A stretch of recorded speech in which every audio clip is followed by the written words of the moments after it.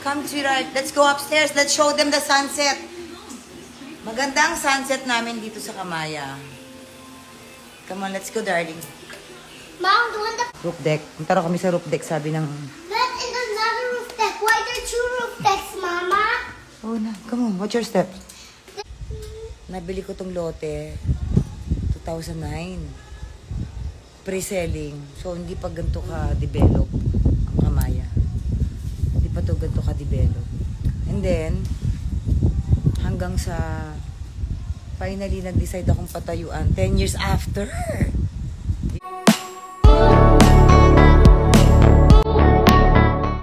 Pokwang nag-house tour sa kanyang 3-story beach house sa Bataan. Ito nga ay mayroong 3 bedrooms at roof deck. Finally, after 10 years na kanyang pagsisipag mula sa pagbili ng lupa taong 2009, ay nakapagpatayo na ng beach house at malapit nga ito sa karagatan. Madalas ang mag-ina dito at finifeel ang kanilang pinaghirapan na beach house at ito nga ay para sa anak niyang si Malia. Ang favorite... Ay, Annette! Come to right. Let's go upstairs. Let's show them the sunset. Maganda ang sunset namin dito sa Kamaya. Come on, let's go, darling. Mom, doon the fair? Party? Yes. What do you mean, party? Party up there in the roof deck. Let me turn on the lights.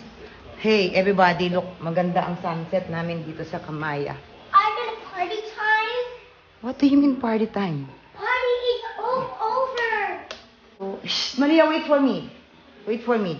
Wait for Mama.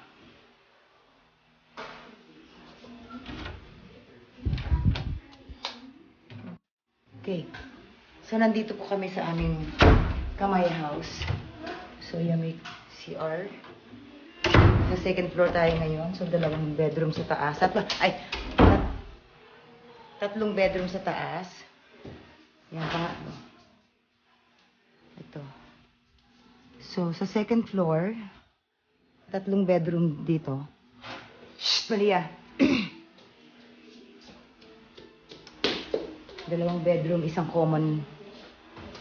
Sa second floor tanaw ang magagandang tanawin sa labas dahil glass nga ang kanilang pinakabit. Napaka-modern ng kanilang beach house na ito at very excited na sila'y maiparent ito next year.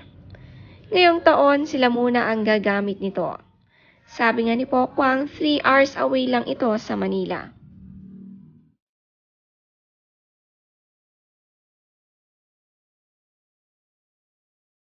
Tapos, Malia, wait for me, darling.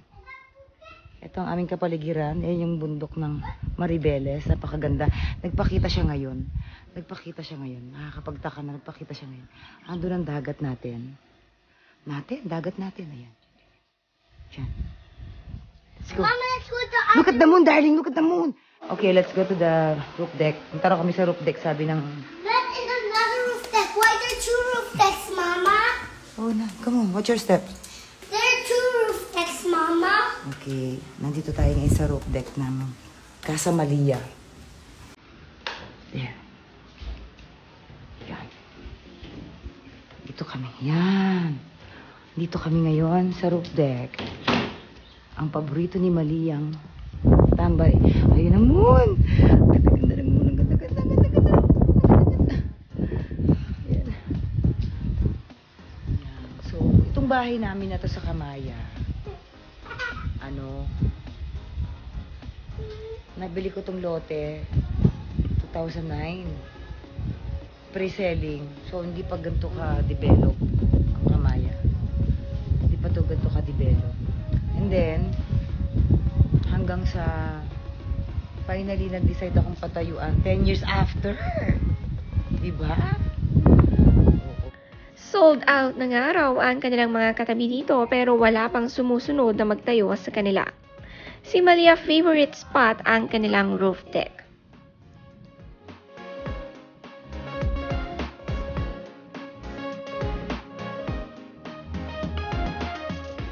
There's the sunset.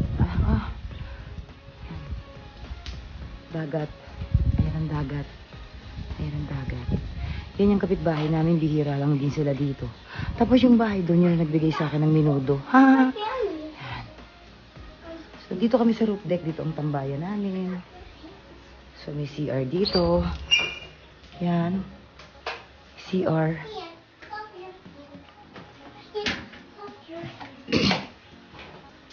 Dito kami ngayon. Lia. Tambay-tambay. Yes. What is that? I meant to put the Ano? Yan. Dito kami ngayon sa roof deck ng bahay. It's from Damien. He did not give it to me. He gave that to you? No, he did not. He did not. Oh, what? So what's that train doing here? I don't know. He wanted to stay here. Babe, it's all mine now. Mapapait nga raw ang kapitbahay ni Pokwang dahil madalas nagbibigay ng ulam sa kanila. Friendly sila kahit malalayo ang bahay. Masaya si Pokwang na nasa bagong environment na ito para sa kanyang 2 anak.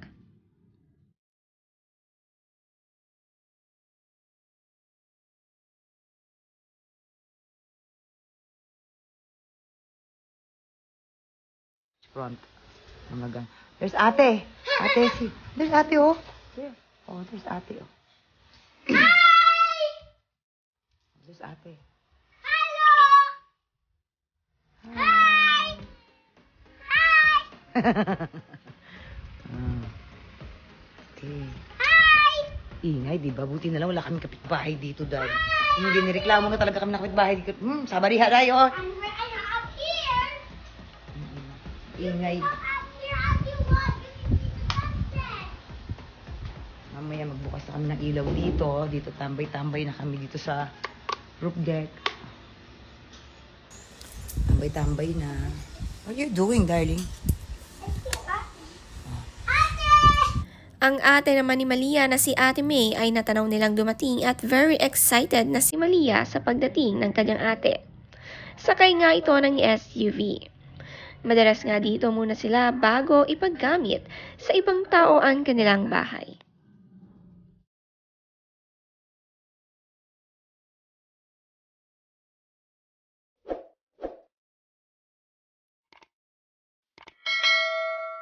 I saw Damien's train. Kala mo naman. Kung makahay, kala mo naman. 5 years na hindi nagkita. Sus, Ginoo. You can come up here as you want. Is that my brother back? Diba? Oo nga. Si Malia. Si Malia na, you're the next Sparkle baby. Kulit mo. Grabe yung moon. Diba? How many hours from Manila? Sparkle baby. Malia, just say hi to Tito Joey. Come on, say hi po. It's a ha ha ha. Oh, diba? Flying kiss na lang. Look. Ay. Oh, flying kiss na lang, flying kiss. Okay. Oh, flying kiss to Tito Joey. Oh, I'm shy. Ay, naku, I'm shy. Sa'yo. Ang batang to. Marunong ka pala ma-shy. Oh, say hi to Tita Rose. Tita Rose is watching, oh. Say hi to Tita Rose. Is it Rose? Oh, kiss na, kiss na. Mom, where's Gaga? Downstairs. How is it come now? Maybe he's pooping. I don't know. He's Mama. busy. Don't disturb him. I want to play with him. From Japan. Ah? Diyos ko po, Lord. Tutuwad pa. Yan. Ayan, hina-house tour ko na kayo ng bongga. Kasi next year, hopefully,